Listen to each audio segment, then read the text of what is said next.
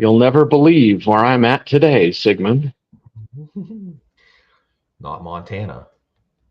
Close. Not Idaho. You got a team, here's a word to the wise. You want to dominate your league? Go to football, guys. Football, I'm living in a fantasy. Football, got everybody mad at me. Football, cause every game I had to win. Football, I gotta be a champion. Football, I'm living in a fantasy. Well, I hope this works because I'm at Wyoming's Pro Day right now, Laramie, Wyoming. It is the audible Cecil, Lammey, Sigmund, Bloom. And why? I think Justin Fields beats out Russell Wilson, Bloom. We had some quarterback news for our beloved Pittsburgh Steelers. And it's interesting to note what happened over the weekend with the trade of Justin Fields to the Steelers. Yeah, there's only one Cecil Lammey, but there's two quarterbacks who could start for the Steelers. Certainly, this one is there's a he said, the team said thing about Kenny Pickett. Kenny Pickett, in his introductory press conference for the Eagles, did not dispel the notion that he basically asked out, whether it was because the first rep of OTAs or the job belonged to Russell Wilson. And I do think that Russell Wilson probably fits where the Steelers are a little bit better right now, because you really just want to limit mistakes. I think that Bears fans would say, hey, Steelers fans, just know, as exciting as Justin Fields is, the mistakes can be absolutely lethal to a team's chance to win. And the Steelers are structured a little different than the Bears. The Bears were at the bottom of the league anyway. So let Justin Fields flap in the wind, fumble, take sacks, and have very badly timed bad plays.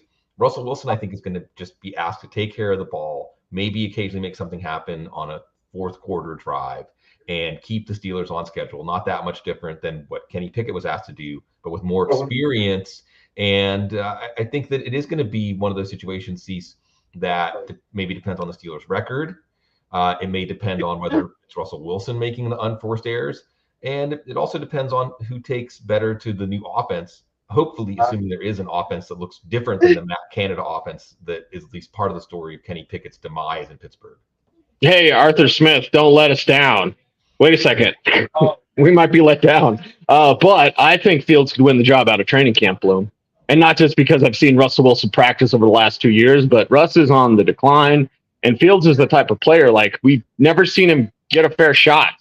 I'd like to see him get a fair shot with a decent offense and a support system around him, and that's what the Steelers have.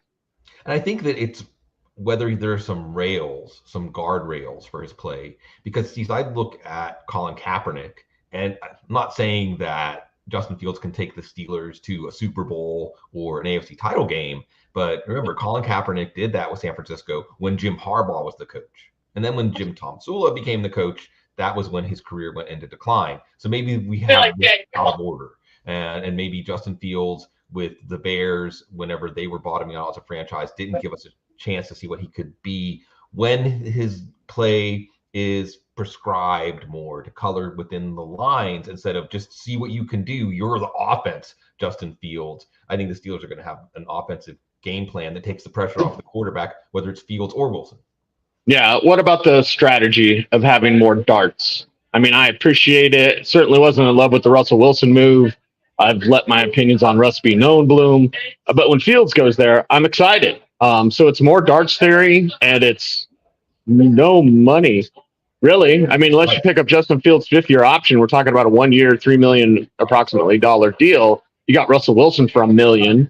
So your quarterback room is $4 million, and you got two darts to throw. I like that strategy, and then see who wants it. I know Russ thinks a lot, but Russ thinks I'm going to play 5 more years. Like, no, you're not, Russ. You're almost done, Russ. This is a sign, Russ. But Justin Fields, on the other hand, if he gets in at whatever point of the season and flashes, it could be good news for that young man and the Steelers included. Yeah, I like this idea, Steve. We should have a What Russell Wilson Thinks podcast. Put that on the thumbnail, the little thought bubble. What is Russell Wilson thinking right now? I do think that this is a situation for the Steelers where, as you're describing, more darts. Well, was that the plan? I don't know. Kenny Pickett asked his way out. I think the plan was Wilson Pickett, Randy Recipe, incredible. We're just listening to the Wilson Pickett version of Hey Jude. was really good. Look it up. Anyway, if you like the Beatles. Anyway, this wasn't necessarily the plan, but you do like it. I almost felt like I was hallucinating, Cease, because the Steelers are doing something bold at quarterback. And I don't mean drafting a limited ceiling quarterback in the first round. I mean players that can add something outside of structure. And more than anything, it's the mood, it's the emotion of the team and the fans. Because the last 4 years, basically since Ben Roethlisberger hurt his elbow, have been miserable because you just didn't feel like the team had a chance. If there needed to be a drive in the fourth quarter, it wasn't going to happen. And now there's a possibility that can happen. And that's going to make home games feel differently. I think that's going to make the team feel differently. And going back to your original point, Cease, that Fields could potentially beat Wilson in training camp. And again, this is potentially, I don't want to put words in your mouth, informed by what you've seen behind the scenes. I think Fields is going to win the locker room. I think Fields is the guy that the players get behind. And the question is how Mike Tomlin and this coaching staff is going to make that decision and factor that in as opposed to experience or statistics. Yeah, I tweeted it out. Like the plan was Wilson and Pickett. They still believe in Pickett, and then Kenny just bailed. So his landing spot with Philadelphia, it's interesting. I do love Howie Roseman. So Howie gets this guy, but all these quarterbacks getting moved around for like pocket change, right? Some navel lint, maybe some crumbs or something like that. You're getting quarterbacks you can take a chance on for not a lot. It's kind of a weird offseason for that, considering what Sam Darnold was moved for years ago, and what Sam Darnold was going to be moved for. Like, it wasn't that long ago. If you had a halfway decent quarterback, you'd get a king's ransom. Now you've got a really good quarterback, and you can't move the guy. Right. I guess we can look back to the Cliff Kingsbury, Steve Keim Cardinals when they traded Josh Rosen after 1 year. And that was to open the door for Kyler Murray after they got the number 1 pick. But the idea being that you can decide after a year or 2 years or 3, this isn't our quarterback. He's not going to be the guy. It doesn't matter what you invested in the draft. It doesn't matter that you traded up to get Trey Lance. It doesn't matter that you traded up to get Justin Fields.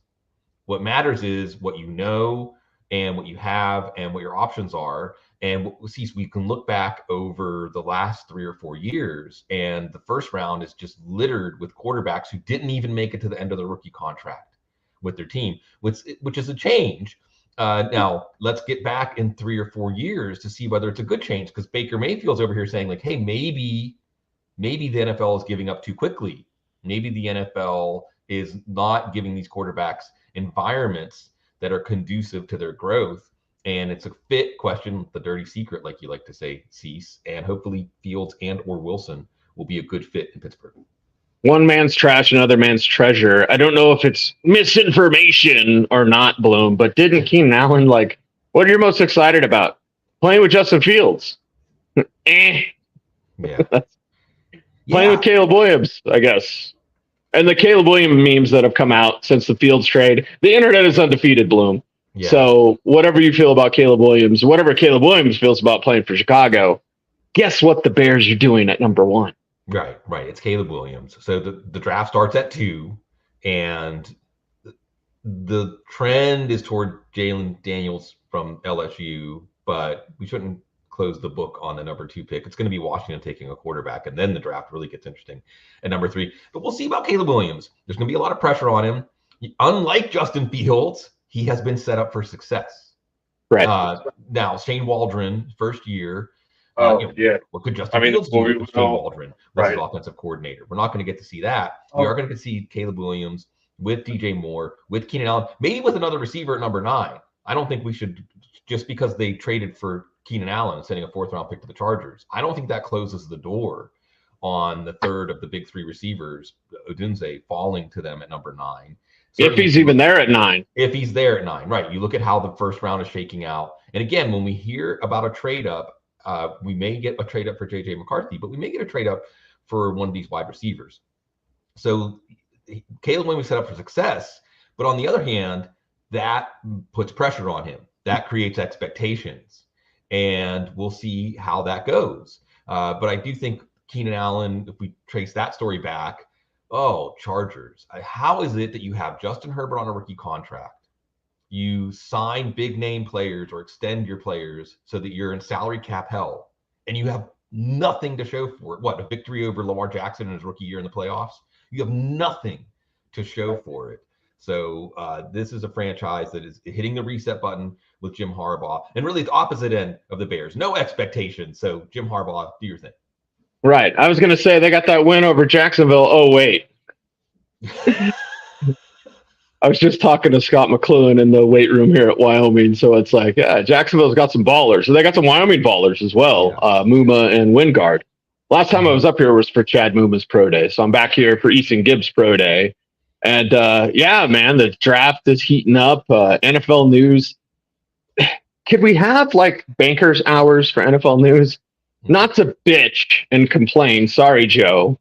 But it's like, for the love of God, I'm trying to like zone out on a Saturday night and like enjoy myself. All of a sudden, it's like trade. Oh my God! It's like, hey, NFL. Sleeping. Yeah, you're drunk. Go home. Like NFL, like 9 to 5, Monday through Friday, please and thank you. I don't think they'll listen. No, but I suppose it does show us that sometimes these things do move very quickly, and sometimes the early bird gets the worm, right?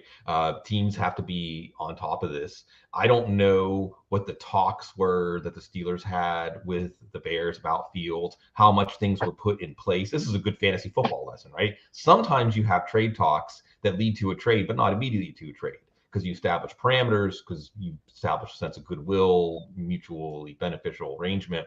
But right. When Kenny Pickett, I think, not to revisit this, as Steelers fans, of course, we're going to be obsessed with this because it's one of the most interesting chain of events for the Steelers in a while. But yes, you do wonder, it was pointed out that there was no agent, hey, Kenny Pickett is seeking a trade.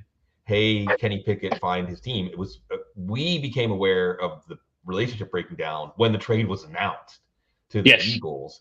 And then it was very soon after that they traded for Justin Fields. So I think teams having clarity, and I think that's what's interesting about the Steelers, whether it's Deontay Johnson or Kenny Pickett, volunteers, not hostages, teams having clarity. And even if it is something that is a reminder of past mistakes, you're moving on from the mistake.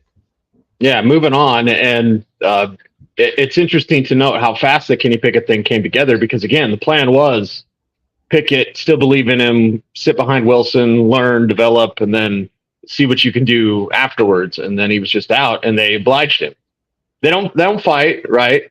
Right. You know, don't fight to keep it together. They're just like, oh, you want out? Okay, we'll find your spot. And of course, Howie Roseman's like, yes, please. Hello. We got a second round. Did you say trade? Yeah. Did you say trade? Like, yeah. But it's definitely interesting quarterback cycle this offseason. And it seems like there was something else I was going to bring up to you today. Sorry, my head's spinning a little bit. Country Strong. Did you get to see that? Yeah. Zamir White. No, I didn't. Country Strong regimen. Oh, yeah. Okay. He's got about 12 horses. He's talking about everything that he does. Zamir White's always been a horseman. Yes. So I think you know, up there in Wyoming, I would imagine they got some Country Strong players up there too. We've seen some interesting stuff go down since last we met with Audible folks. Curtis Samuel going to Buffalo, Marquise Brown going to Kansas City. Right. I think these are the two headline deals from the second wave of free agency where we're looking at the potential fantasy fallout. We didn't explicitly say it, but Minnesota acquired a second first-round pick, number 23 pick from the Texans. That's who's going to move up from McCarthy. Right. So you have one shoot, Chekhov's draft pick, like Chekhov's gun. You know, otherwise there's just some small things. Sam Howell also got traded to the Seahawks. Drew Lock goes to the Giants. There's some differing opinions, reports about whether Drew Lock will be given a chance to win the job over Daniel Jones. The Giants say no. John Schneider says yes. Jimmy Garoppolo is going to try to rehabilitate his career in with the Rams. And Cecil, I'll hand it off to you like this, speaking of the Rams. Yeah. Aaron Donald, man. Aaron freaking Donald. Yeah. I'm assuming we've seen him play. He seems like a dude, like we've heard about his potential retirement for a few years. I don't think we're going to see Right. back an all-time Pitt Panther great, an all-time NFL great, an archetype. He's a first, put him in the Hall of Fame right now. Best Senior Bowl player I've ever seen. Yes, a credit to the Senior Bowl, a credit to Pitt, a credit to undersized defensive tackles. And one of the things that I think maybe people didn't understand or know about Aaron Donald upon announcing his retirement was that, number one, the Rams kind of pulled together and won that for him. I mean, he was one of the driving forces behind, we lost the Super Bowl, we're going to get back to the Super Bowl, we're going to win. And one of the other things that a lot of people testify to is that he was a massive high IQ football player. He was kind of like a coach in addition to being a player. So yeah, Aaron Donald, I think is one of those players that has made it into the book of forever already. And anytime we get to see one like him come this way, we're all fortunate and richer for getting to watch him do his thing. Yeah, let's see what happens in retirement. I do know people, I've said it before on the show, hey, look, everybody, it's Josh Allen. Josh Allen, I don't know, what do you call that, Bloom? Mannequin, right? Right. With the Wyoming little face mask thing. Yeah, there you go.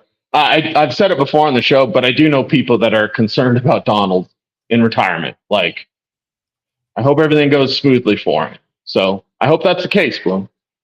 Guy like that, he's intense. He's intense no matter what he does.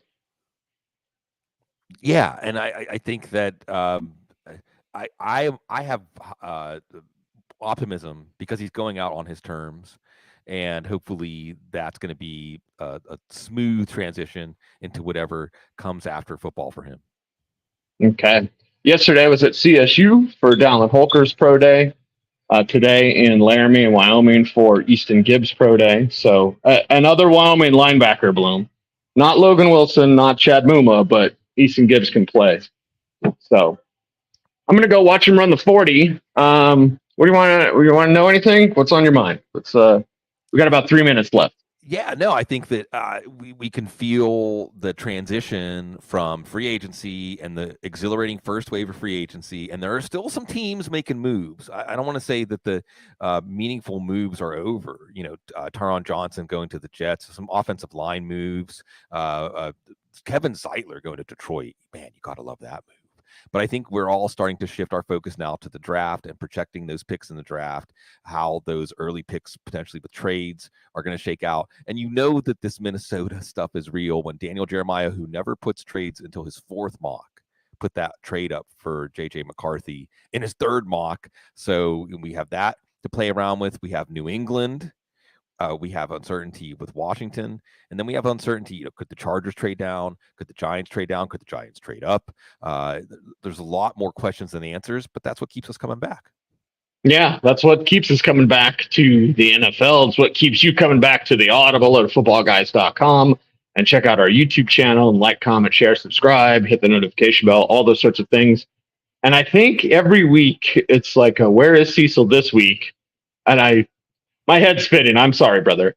But like, I will be in Orlando next week for the owners' meetings. So we're going to have to pre-record this show for Tuesday. But I'll get a chance to talk to Mike Tomlin next week. And oh my God, and I'm going to spend a lot of time talking with Mike Tomlin because you get each coach for roughly an hour. Mm-hmm. So, you know, the local people, like I'll go get the, group, little scrum for Sean Payton. But once Peyton's exhausted, I don't need to hear him talk for 6 hours again. Right. But like, I'm going to go talk to Mike Tomlin. I'm going to talk to him about Russ. And now I'm going to talk to him about Justin Fields. So exciting. Anything I should ask Mike or any of the head coaches that I'll see next week? Something that doesn't have anything to do with football, something personal.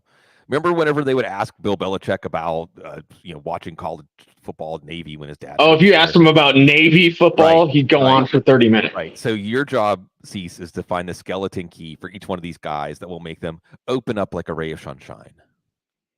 Okay. Just want to ask him about Russ. Like, really?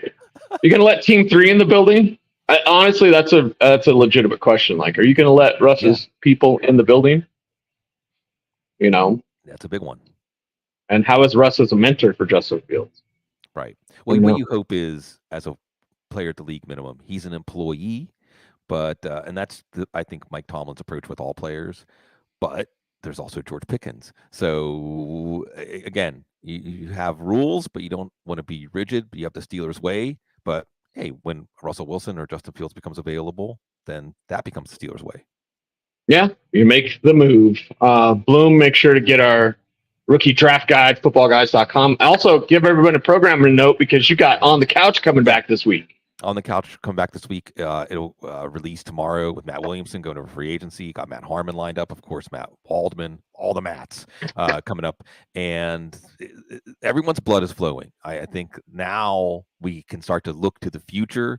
We've learned a lot about what teams think of what they had, what they have now, and still a cliffhanger again with the draft just around the corner. It's a great time to be a football fan. As always, it's a great time to be part of Football Guys. Boom. We appreciate you all. Thanks for watching. He's Sigmund Bloom. You follow him on Twitter at Sigmund Bloom. I'm at Cecil Lammey, and I'm going to go watch the 40-yard dash. Not going to run one, Bloom. Although I think I'd be a little bit faster than... Get the Skittles out of your pocket. Mm-hmm. Pocket to chin. Don't waste any motion. But there was 28 teams at Fort Collins yesterday. There's more. I think everybody's here for Wyoming. Nobody's going to Colorado.